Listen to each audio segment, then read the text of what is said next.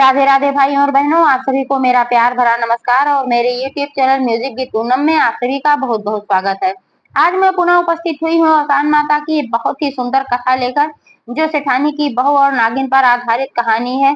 तो कृपया कथा को पूरा सुने, क्योंकि कथा को कभी भी अधूरा नहीं छोड़ना चाहिए। कहानी तभी समझ में आती है जब पूरी सुनी जाए। और अगर पसंद आए तो कृपया लाइक करें, शेयर करें, और चैनल को अभी तक सब्सक्राइब नहीं किया है तो प्लीज चैनल को भी सब्सक्राइब करके बेल आइकन को प्रेस कर दें, ताकि सारे अपडेट्स आपको मिलते रहें। तो आइए सुनते हैं। एक बार प्रेम से बोलो आसान माता की जय। एक सेठ थे और एक सेठानी थी। उनका एक बेटा था जो कि इकलौता था। एक बहू थी। बहू बहुत ही धार्मिक थी। वह नित्य प्रति सुबह उठकर स्नान करती और पूजा पाठ करती, तभी कोई दूसरा काम करती थी। और आसान माता की तो वह परम भक्ति थी। प्रत्येक बृहस्पतिवार को वह दुरिया चबवाती थी, लेकिन कभी भी कुछ नहीं मांगती थी। दीन दुखियों की भी सहायता करती थी। जीव जंतु को भी चारा खिलाती थी, दाने खिलाती थी। घर में किसी चीज की कमी नहीं थी। धन दौलत का अंबार था। घर देखो तो लगता था कि कोई महल खड़ा हुआ है। धंधा व्यापार बहुत ही अच्छा चल रहा था। इसके बावजूद सेठ सेठानी और उनके परिवार को बहुत बड़ा कष्ट था। कष्ट इस बात का था कि सेठानी की बहू को आए हुए 7 वर्ष बीत गए थे, लेकिन उसको कोई संतान नहीं हुई थी। इसी बात को लेकर ये लोग बहुत चिंतित रहते थे। इसको तो कोई बच्चा ही नहीं पैदा हो रहा है। इतना बड़ा कारोबार है, धन संपत्ति है, सब कुछ है, लेकिन कोई उत्तराधिकारी ही नहीं है।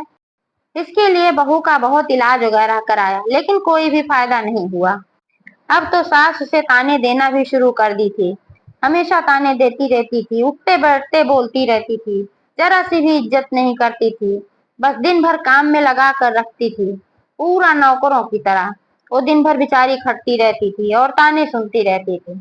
हमेशा ताने देती रहती थी कि इसके तो कोई औलाद ही नहीं है, ये तो कोई संतान ही नहीं पैदा कर पाई, घर का वारिस ही नहीं दे पाई, मेरे कुल का एक चिराग तक नहीं दे पाई, इसके आने और उसके रहने का क्या फायदा। हमेशा ऐसे सुनाती रहती थी। बेचारी चुपचाप सब कुछ सुन लेती। पति था वो भी उससे नाराज रहने लगा था कि इसने तो कोई घर का वारिस ही नहीं दिया। जो माँ कहती थी वही वो भी समझता था। वो अभी नहीं सोचता था कि इसमें इसकी क्या गलती है। इसने जानबूझकर तो ऐसा कुछ किया नहीं है, लेकिन अब समझाए कौन। बहू बेचारी घर में जब ताने सुन सुनकर परेशान हो जाती थी, तो वह जब सारा काम खत्म कर लेती थी तो वह घर से निकल जाती थी। घर के पीछे एक बहुत बड़ा बगीचा था।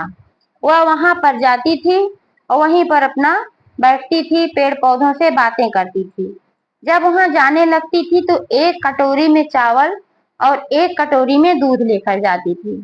वह सोचती थी कि जब मैं बगीचे में जा ही रही हूँ तो वहां पशु पक्षी चिड़िया वगैरह रहती हैं, तो वहां उनको मैं कुछ दाने वगैरह खिला दूंगी, दूध रख दूंगी। जो भी जानवर जीव जंतु दूध वगैरह पीना चाहेगा अपना दूध पिएगा, वो सब ले जाके वहीं रख देती थी।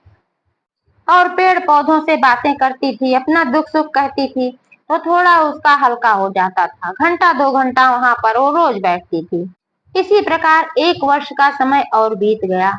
अब सासू माँ के सब्र का बांध टूट गया और सासू माँ ने कहा उसके पति से कि बेटा देख, अब इसके तो बच्चा बच्चा होगा नहीं। अब इतने दिन आए हो गए, नहीं हुआ तो अब क्या होगा। मैं तो कहती हूँ कि अब तो दूसरी शादी कर ले, कम से कम कुल खानदान के लिए एक वारिस तो मिल जाएगा।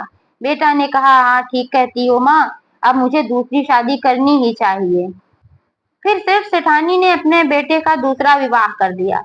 घर में नई बहू आ गई। जो घर में नई बहू आई थी, वह भी बड़ी बहू की बिल्कुल भी इज्जत नहीं करती थी। नौकरों जैसा व्यवहार करती थी। राज रानी की तरह बैठी रहती थी और हुक्म चलाती रहती थी। सेठानी ने तो उसको सिर आंखों पर बैठा रखा था, यही मेरे कुल का दीपक देगी। वही हुआ। साल भर नहीं बीतने पाया कि उसको एक पुत्र पैदा हुआ। अब तो घर में पूरी खुशहाली ही खुशहाली थी। अब तो इसकी इज्जत और भी बढ़ गई और बड़ी वाली की इज्जत और भी घट गई। अब तो जो भी इसको कोई थोड़ा बहुत पूछता था, कोई वो भी नहीं पूछता था। केवल घर के कामों से मतलब रहता था। ये बेचारी दिन भर घर का काम करती थी और कोई इससे बातचीत तक नहीं करता था। वही जो बच्चा पैदा हुआ था उसमें और नई बहू में सभी लोग व्यस्त रहते थे। नई बहू को तो एक दिन तोड़ना नहीं रहता था, कोई भी काम नहीं करती थी वह, क्योंकि भाई बड़ी वाली थी, वो तो हमेशा यही कहती उससे, तुम काम करो क्योंकि तुमने तो कुछ दिया नहीं घर परिवार के लिए, कुल का दीपक तो मैंने दिया है ना, तो मैं क्यों काम करूं, ऐसा बोलती थी और कोई कुछ कहता भी नहीं था। सब लोग यही कहते थे, तो बेचारी घर का काम करती थी और फिर जब सब काम से खाली होती थी, वही एक कटोरी चावल और एक कटोरी दूध लेकर वो बगीचे की तरफ चली जाती थी। चावल तो वहीं बिखेर देती थी, तो पशु पक्षी आते थे, चिड़िया कौआ कबूतर ये सब आते थे तो अपना सुन लेते थे और सुनकर चले जाते थे। लेकिन दूध कोई नहीं इस तरीके से ज्यादा पीता था, तो कटोरी में पड़ा रहता था, वहां उसको वह छोड़कर चली जाती थी। उस बगीचे में एक पेड़ पर एक इच्छाधारी नागिन रहती थी। वहां वह बैठकर सब कुछ देखती रहती थी कि ये आती है और यहाँ चावल डालती है, दूध रख के जाती है, पौधों से बातें करती है। वो सब सुन रही थी कि ये क्या बातें करती है, इसको क्या कष्ट है, सब कुछ सुनती थी। और जब वह चली जाती थी तब उतर के आती थी और कटोरी का सारा दूध पी जाती थी और बहुत खुश होती थी कि ये बहुत ही अच्छी महिला है, रोज ला ला कर मुझे दूध पिलाती है और यहाँ पर दूध रख के जाती है, फिर भी इसको इतना कष्ट है। उसने सोचा कि क्यों ना मैं भोले बाबा से इसके लिए कुछ विनती करूं, क्योंकि यह बेचारी इतना सब कुछ करती है, इतनी अच्छी है, फिर भी इसको इतना कष्ट क्यों मिल रहा है कि इसके एक संतान नहीं है और घर के लोग इसका तिरस्कार करते हैं।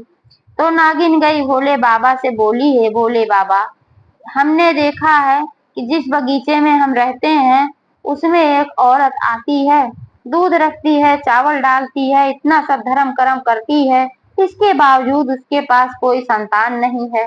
इस वजह से उसके घर वाले उसका बहुत तिरस्कार करते हैं। हे भोलेनाथ, मैं विनती करती हूँ कि आप अपनी कृपा बरसाओ और उसको एक संतान दे दो।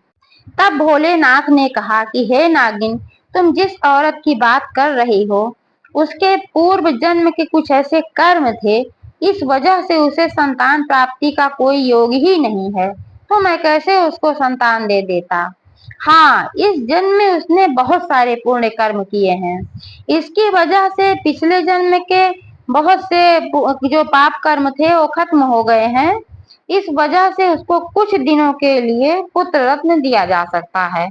तो नागिन ने कहा कि हे भोले बाबा, कितने दिनों के लिए आप दे सकते हैं। भोले बाबा ने कहा 10-11 साल तक के लिए मैं उसको पुत्र रत्न दे सकता हूँ, क्योंकि उसके पाप कुछ क्षमित हो गए हैं।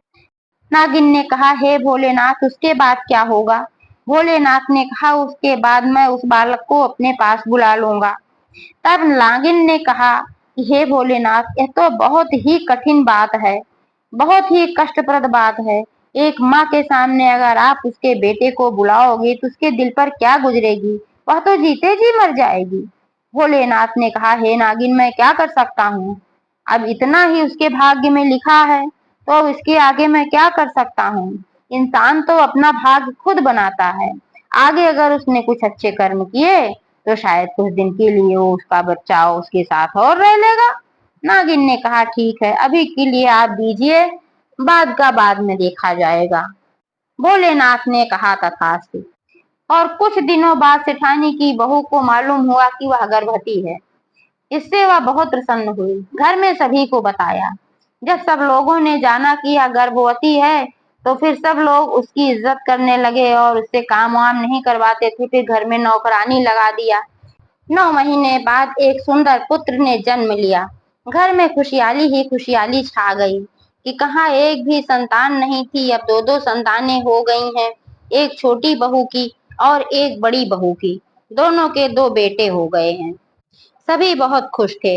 ऐसे ऐसे समय बीतता गया और वह बच्चा 11 वर्ष का हो गया। उसका 11वां जन्मदिन मनाया जा रहा था। सब कुछ बहुत ही ठीक ठाक से चल रहा था, बहुत धूमधाम हो रही थी, घर में नाच गाना खाना पीना सब कुछ चल रहा था। लेकिन अचानक उस बच्चे को बहुत तेज से चक्कर आया और वह बेहोश होकर जमीन पर गिर पड़ा, क्योंकि शिव जी के कथनानुसार अब वह 11 वर्ष का हो गया था। पूरे घर में खुशी की जगह मातम फैल गया। सब लोग परेशान हो गए कि इस बच्चे को अचानक क्या हो गया, अभी तो अच्छा भला था। बहू तो बहुत रोने लगी, जिसका बेटा था वो तो बहुत ही रो रही थी और बहुत ही परेशान हो रही थी। फिर वह भागी भागी वहां गई जहां पर वो औसान माता की पूजा करती थी। उसने कहा हे माता, इतने दिनों से मैं आपकी पूजा करती आ रही हूँ, आपके दुर्दुरिया कराती आ रही हूँ। मैं प्रत्येक बृहस्पतिवार को कराती हूँ। अभी तक मेरी कोई संतान नहीं थी, फिर भी मैंने आपसे कुछ नहीं मांगा, संतान तक मैंने नहीं मांगा। लेकिन अब मेरे सामने मेरी संतान है, और संतान आने के बाद मेरी संतान को अगर कुछ हो जाता है तो यह मैं बर्दाश्त नहीं कर पाऊंगी। हे माता, कृपा करो, आप ही रक्षा करो, आप ही मेरे बच्चे की रक्षा करो। हे अवसान माता, उसको कुछ भी मत होने देना। ऐसे वह अवसान माता के सामने बैठकर प्रार्थना कर रही थी और अवसान माता से ही मांग रही थी। अवसान माता तो बहुत प्रसन्न थी, काफी दिनों से वह पूजा करती थी और कुछ नहीं मांगती थी। वह एक बुढ़िया के रूप में लाठी टेकती हुई उसके बच्चे के पास आई और भीड़ भाड़ वहां देखी तो उन्होंने कहा, क्या हुआ, क्या हुआ? सब लोगों ने कहा, तुम्हें क्या क्या हुआ? एक तो हम लोग वैसे ही परेशान हैं, तुम बोल रही हो क्या हुआ, क्या हुआ? तो बूढ़ा माई ने कहा, अरे जो कुछ हुआ है मुझे बताओ ना, मैं शायद कुछ कर सकूं। तो सब लोगों ने कहा, देखो लड़का है, बेहोश हो गया है, क्या कर पाओगी? बड़े बड़े डॉक्टर आए हैं और देख रहे हैं, इलाज कर रहे हैं, फिर भी कुछ नहीं कर पा रहे हैं, तुम क्या कर पाओगी? बूढ़ी हो और भिखारिन जैसी हो, तुम्हें क्या पता क्या करना है क्या नहीं करना है। तब तक बहू भी आ गई वहां पर, जिसका बेटा था। उसने देखा कि बूढ़ी माई ऐसे कह रही हैं कि मैं देखूं शायद कुछ करूं, और सब भगा रहे हैं इनको। तो उसके मन में आया कि मैं प्रार्थना कर रही थी अवसान माता की, हो ना हो ये बूढ़ी माई के रूप में अवसान माता ही है। उसने सब लोगों से कहा, नहीं नहीं, आप लोग हट जाइए, रास्ता छोड़िए, बूढ़ी माई को देखने दीजिए, शायद ये कुछ कर पाए और यही शायद हमारे बच्चे को बचा पाएंगी। तब सब लोग हट गए रास्ते से और बूढ़ी माई गई, उस बच्चे के सर पर हाथ फेरा, पूरे शरीर पर हाथ फेरा बड़े प्यार से, और फिर वह बच्चा धीरे धीरे जागृत हो गया और उठकर बैठ गया। यह सब देखते ही सब एकदम हैरान रह गए, गए जो बड़े बड़े डॉक्टर वैद नहीं कर पाए, यह बूढ़ी माई के छूते ही ये ठीक हो गया। इधर सब लोग जब खुशी में पड़ गए कि लड़का ठीक हो गया, बूढ़ी माई इतना एक दो तीन हो गई, कब अंतर ध्यान हो गई कोई देख ही नहीं पाया। तो सब लोग यही कहने लगे, हैरान हो गए कि बूढ़ी माई की छूते ही कैसे लड़का ठीक हो गया। तब बहू ने बताया, इतने दिनों से मैं माता की जो उपासना कर रही थी, रोज मैं अवसान माता की दुर्दुरिया खिलाती थी प्रत्येक बृहस्पतिवार को, और आज जब ये स्थिति आई तो मैं अवसान माता के ही सामने गई थी झोली फैलाकर, उन्हीं से मैंने विनती किया कि हे अवसान माता, मेरे बच्चे को आप ठीक कर दो। तब वही अवसान माता ही बूढ़ी के रूप में आई थी और उन्होंने ही हमारे बच्चे को ठीक किया है। यह सुनते हैं सभी अवाक रह गए और सभी पछताने लगे कि वो आई भी और चली भी गई, हम लोग कुछ आशीर्वाद भी नहीं मांग पाए, उनका चरण भी नहीं छू पाए। बहू ने कहा, दिल से चरण छुओ, हर जगह माता है, कहीं नहीं गई हैं, हम लोग के बीच हैं, सिर्फ हम लोग को दिख नहीं रही हैं, क्योंकि हम लोग के इतने बड़े पुण्य नहीं है कि हम लोग उनको साक्षात देख सकें। फिर बहू ने कहा, हे अवसान माता, आपका बहुत बहुत धन्यवाद, आपने मेरे मरे हुए बेटे को जिंदा कर दिया। आपका बहुत बहुत धन्यवाद, आप ही ऐसा कर सकती हैं और आप हमेशा अपना हाथ हमारे सर पर बनाए रखिएगा। एक बार प्रेम से बोलो, अवसानी मैया की जय।